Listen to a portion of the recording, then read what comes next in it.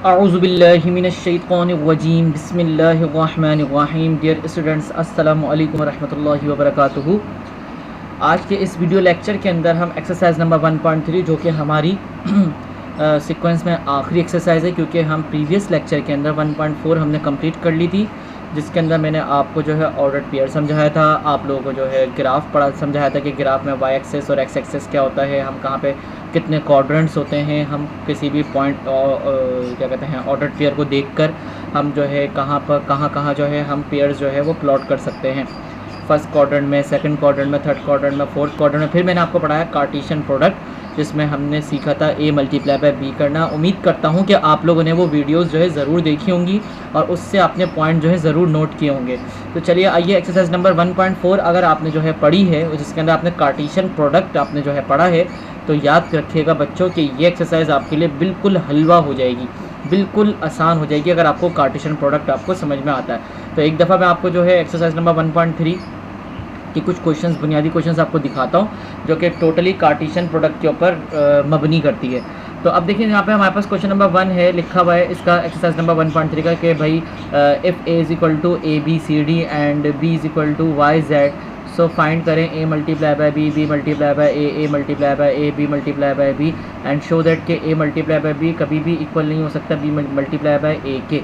तो ये तो बहुत सिंपल सी बात है। देखें भाई, मैं आपको बताता चलूँ कि मैंने 2 सवाल मैं करवा देता हूँ यहाँ पे, बाकी जो तीसरा, चौथा और ये जो जनरल केस है ये मैं आपको जो है गाइड कर देता हूँ। तो देखें a मल्टीप्लाई बाय b जो है, सबसे पहले आपने a का सेट लिखा, ठीक है, ये रहा, और फिर आपने लिखा b का सेट जो कि ये रहा। अब आपने क्या करा, a मल्टीप्लाई बाय b करना है। तो देखें आपको समझाया था कि कार्टेशियन प्रोडक्ट में किस तरीके से प्रोडक्ट करता है। पहले हमने a लेना है किसके साथ, y के साथ। देखें ये आ गया, a पहले राउंड ब्रैकेट बनाना है, कर्ली ब्रैकेट के बाद फिर a कॉमा लगाना है, फिर y लेना है। तो ये बन गया आपका एक ऑर्डर्ड पेयर। यहाँ पे a जो है वो a से बिलोंग करता है, y जो है वो b से बिलोंग करता है, जैसे कि आप देख रहे हैं।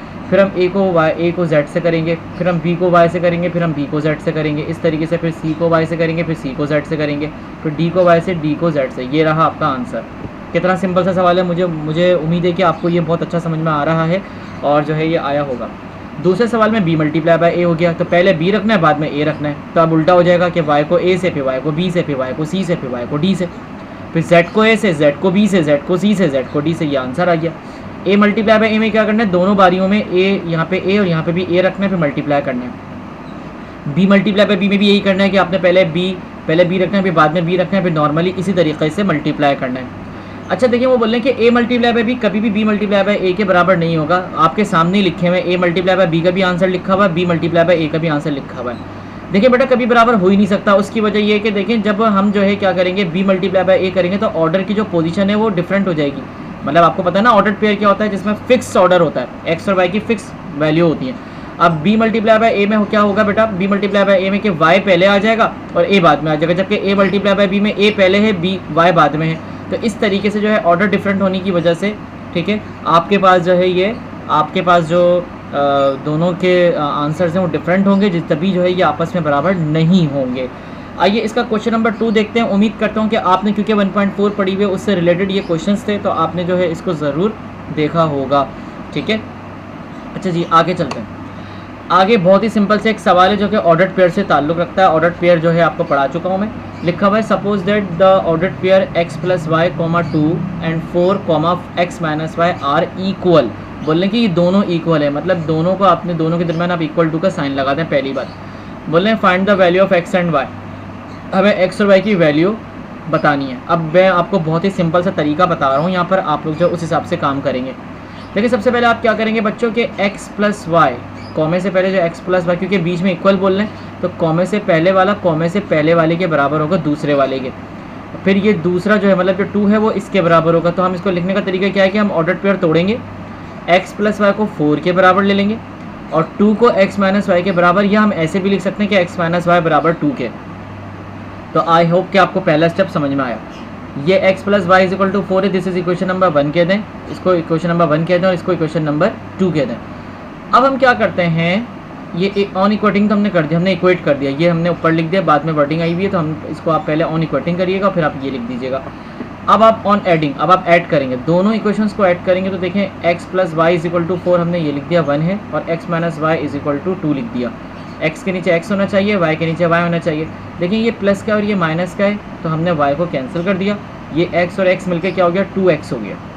फिर इक्वल्स आ गया, 4 और 2 कितना हो गया 6 हो गया। 2 मल्टीप्लाई में यहाँ पे आके डिवाइड हो गया, 2 1 ज़ा 2, 2 3 ज़ा 6।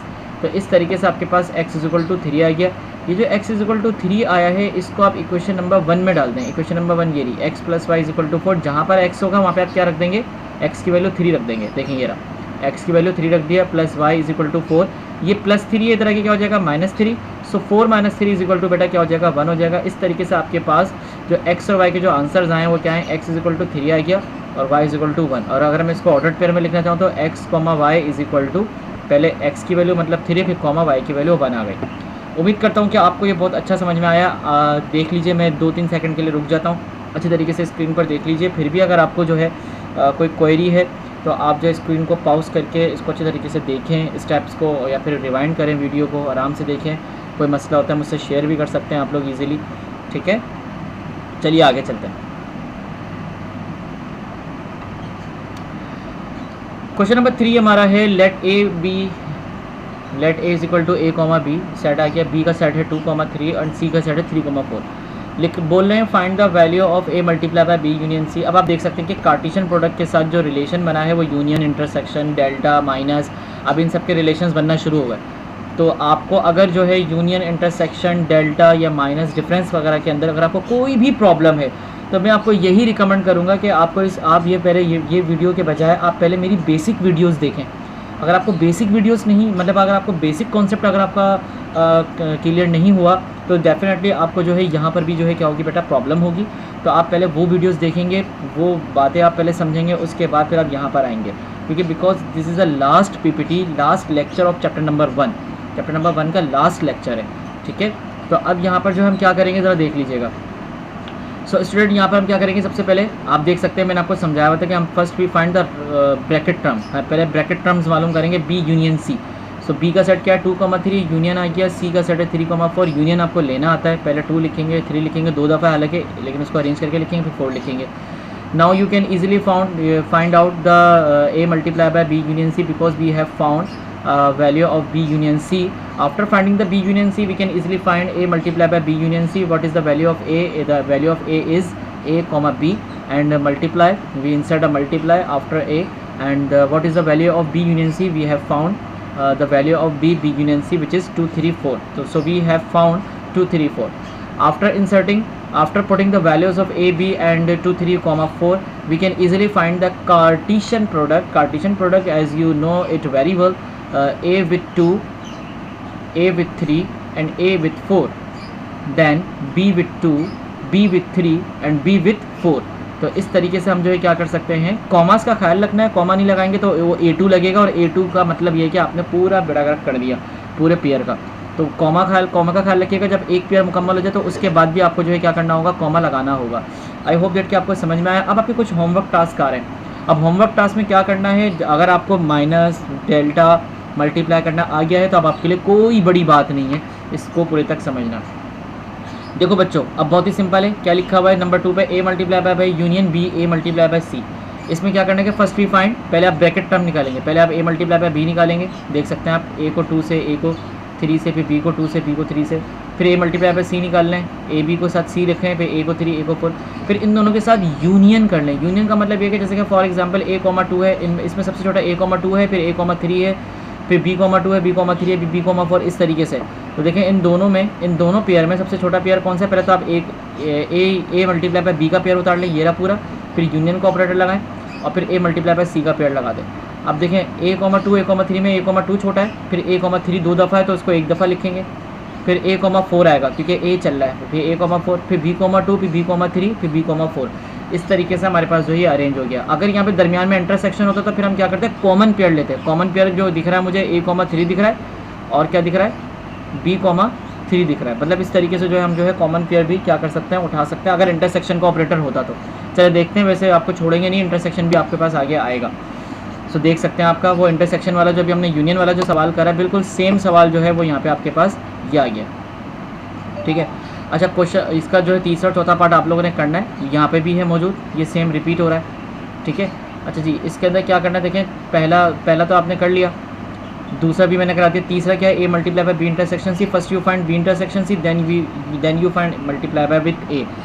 इसके बाद क्वेश्चन नंबर 4 में क्या करना है कि पहले A multiply by B, A multiply by C, जो कि आपने पीछे निकाला हुआ ये रहा, ठीक है। उसके बाद फिर इन दोनों का इंटरसेक्शन करते हैं, इंटरसेक्शन आपका यहाँ पर आ गया। अच्छा, उन्होंने बोला है क्वेश्चन नंबर 4 के अंदर कि for the set given in question number 3, question number 3 के सेट ये आपके ये वाले आ गए, क्वेश्चन नंबर 3 के सेट जो मैंने यहाँ पे उतार दिए एक दफ़ा, ठीक है। वो बोल रहे हैं कि भाई ये वाली वैल्यूज़ भी हाथ के हाथ निकाल लो, जैसे कि बी माइनस सी निकाल लो, उसको फिर उसके बाद फिर ए को ए के साथ मल्टीप्लाई कर दो, फिर सी माइनस बी निकाल के ए के साथ मल्टीप्लाई करो, फिर बी इंटरसेक्शन सी निकाल के ए के साथ मल्टीप्लाई करो। जबकि ये वाला सवाल जो है वापस रिपीट हो गया है, ठीक है। तो ये वाला करने की ज़रूरत नहीं है, आपको सिर्फ 3 सवाल कर लीजिएगा। उम्मीद करता हूँ कि आपने समझा, क्योंकि देखिए ये सारे सेम कॉन्सेप्ट पर चल रहा है, तो मेरे हिसाब से जो है मुझे इसके अंदर जो है मज़ीद आपकी वीडियो को लंबी करने की ज़रूरत नहीं है। और अगर इन केस के आपको कोई मसला होता है तो आप इससे रिलेटेड जो क्वेश्चंस हैं जो मैंने करा दिए हैं तो वो आप जो है ज़रूर जो है देखेंगे, ठीक है। क्वेश्चन नंबर 5 भी हाथ के हाथ देख लेते हैं, सेम सवाल चल रहे हैं। देखें बस वैल्यूज़ चेंज हो रही हैं सेट्स की, बाकी तरीक़ेकार सेम चल रहा है। लेट ए जो है वो क्या हो गया 1 2 3 4 हो गया, कॉमा बी जो है वो 2 4 5 6 हो गया, सी जो है 2 3 6 8 हो गया। वो बोलने कि भाई आप जो है A minus B multiply by B minus C, ये आपके 10 ईयर में किसी न किसी ईयर में मौजूद है ये सवाल ना। तो सबसे पहले आप देखें ब्रैकेट ट्रम, पहले मैंने आपको क्या बोला ब्रैकेट ट्रम सॉल्व करते हैं। तो हम क्या करेंगे ए माइनस बी पहले सॉल्व करेंगे। तो देखें ए माइनस बी, और माइनस करना अगर आपको नहीं आता तो आप प्रीवियस वीडियो में देखिए। फिर हम करेंगे बी माइनस सी, करने का तरीक़ेकार क्या है देख लें, पहले बी का सेट और फिर माइनस सी का सेट। तो ए माइनस बी में 1 3 आया है, देखिए क्योंकि यहाँ पे जो है 2 से 2 कैंसिल हो जाएगा, 4 से 4 कैंसिल हो जाएगा, और यहाँ पे पहले सेट में 1 3 बचेगा, और जबकि 5 और 6 जो है वो कॉमन नहीं है। तो माइनस का उसूल ये होता है कि पहले ब्रैकेट के मेंबर्स लिखते हैं, तो पहले सेट के मेंबर जो है 1 3 बचेगा। इसी तरीके से आपके पास बी माइनस सी में 4 5 बचेगा ओबियसली। तो यहाँ पे जो है A minus B multiply by B minus C जो है आपने लिखा। अब इसको 1 4 1 5 करके 3 4 3 5 करके जो है मल्टीप्लाई कर देंगे।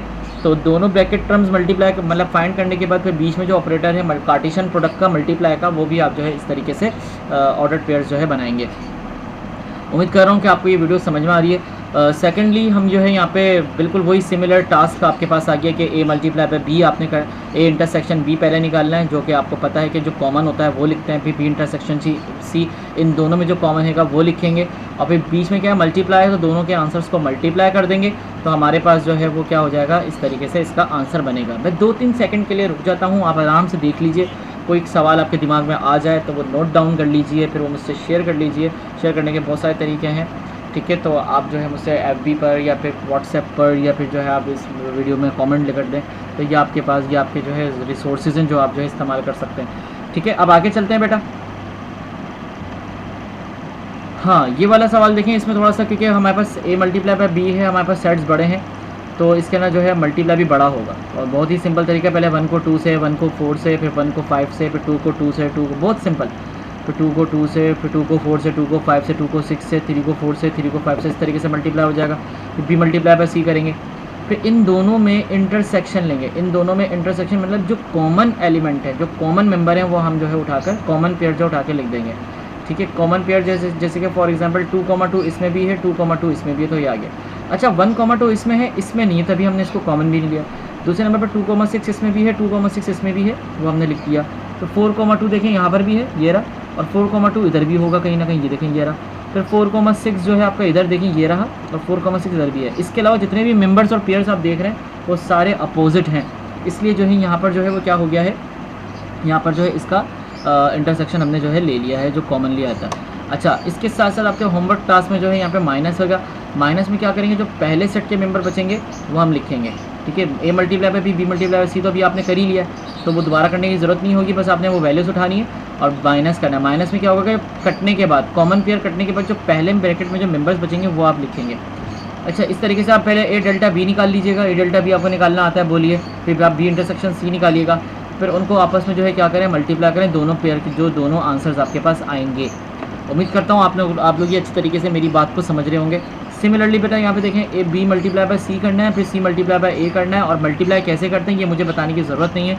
उसके बाद फिर डेल लेना है। डेल ऑपरेटर का मतलब ये है कि आपने दोनों में जो कॉमन पेयर है वो काट देना है, काट दिया, उसके बाद फिर आपने अरेंज करके लिख देना है। अरेंज करने के मतलब आपको यूनियन सिखाया था मैंने आपको इसी वीडियो के अंदर या लास्ट वीडियो के अंदर, आप देखिएगा। तो हम जो है अरेंज करके काटने के बाद जो कॉमन पेयर है वो काटने के बाद फिर हम क्या करेंगे, छोटे से बड़े की तरफ जो है अरेंज करके लिख देंगे, ठीक है। अच्छा जी, इसके साथ साथ मैं आपको एक चीज़ और बताता चलूँ। देखिए, एक टॉपिक है जो है हमारा फंक्शंस एंड रिलेशन। वो फंक्शंस और रिलेशन जो है इंशाल्लाह we will discuss in the physical classroom, okay, and also in the next chapter. Okay, जब हम नेक्स्ट चैप्टर शुरू करेंगे तो उसके बाद जो है हम जो है क्या करेंगे, फंक्शन और रिलेशंस वगैरह के बारे में थोड़ा सा और ब्रीफली, क्योंकि ये सारा का सारा जो है लेक्चर है, ठीक है, टॉपिक्स हैं, इसमें कोई कैलकुलेशन इतनी खास है नहीं, बिल्कुल कोई कैलकुलेशन नहीं है, बस इसके अंदर जो है सिर्फ थ्योरी है। तो थ्योरी जो है चैप्टर नंबर 2 की थ्योरी के साथ जो है वो बता दिया जाएगा आपको। उम्मीद करता हूँ कि आपको जो है ये बहुत अच्छा समझ में आया होगा। ज़रूर याद रखिएगा ये बात कि आप लोगों को अपने टास्क मुकम्मल करने हैं। टास्क अगर मुकम्मल नहीं हुए तो आप लोग जो है पीछे रह जाएंगे।